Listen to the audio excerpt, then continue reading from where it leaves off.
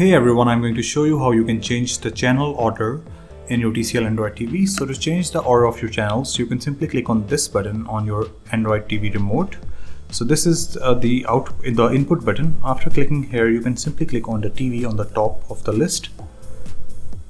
So now you are in the TV mode of your TCL Android TV. After that, you can click on the options button right here. So this is the options button. After that, you can simply go to the TV settings. And in the TV settings, you can go to the channel settings.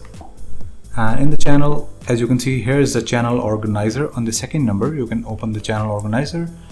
From here, if you have all of the scanned channels, you can organize your channels.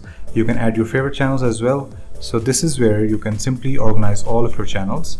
As I don't have any channels right now and I don't have any analog cable connected, so this is why I don't have any channels, but you are going to see all of your channels right here. So I hope it was helpful and it resolved your issue. Thank you so much for watching.